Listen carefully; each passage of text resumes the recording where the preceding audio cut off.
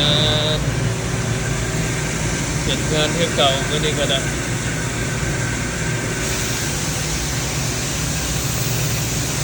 รู้อยากตั้งแต่11 โมงตอนเช้าแล้วก็เป็นเรื่องที่ประมาณ11 โมงตอนแรง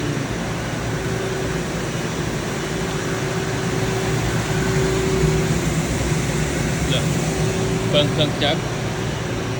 มันผลิต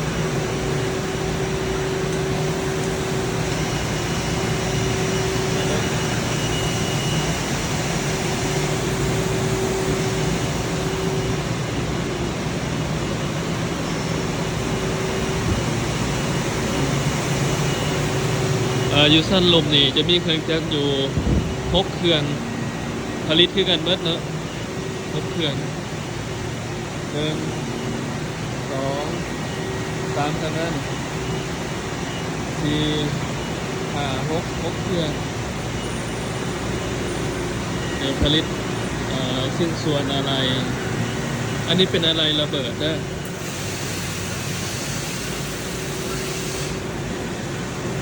ใครก็เห็นเนี่ยเขาเจ้าว่าอะไรระเบิดเนี่ยอันนี้เขาผลิตแล้วนี่เขาก็จะไปตัดมันอีกนี่นะไปตัดเอาอีกเพราะว่าส่งไปโรงงานเนี่ยเขาจะไปตัดไปประกอบชิ้นส่วนระเบิดแล้วกัน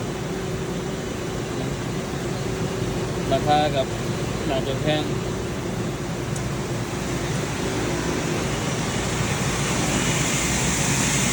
เวลามันสว่านเจาะจับหัวมันเจาะจังนี่ครับว่าบูระบบมันนี่ยากการแก้ไขการระบบมันต่างๆเนี่ยต้องได้เรียนรู้ระบบมันเพราะมันเป็นระบบคอมพิวเตอร์อิเล็กทรอนิกส์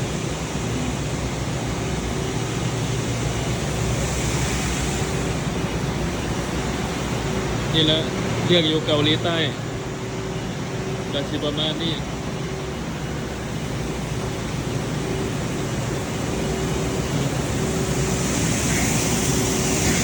กันหน่อยเราจะได้เอารูปตัวนี้ไปทิมไปกดกาอยู่ในคอมพิวเตอร์ถ้ามันงามกะคือว่าผ่านถ้าบ่งามกะต้องได้แก้ไขมัน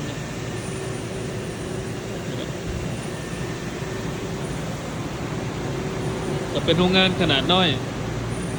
เป็นโรงงานครอบครัวพนักงานก็คือประมาณหม่อง5-6 คนนี่แหละเนาะ5-6 คนรวมทั้งผู้หญิงผู้หนึ่ง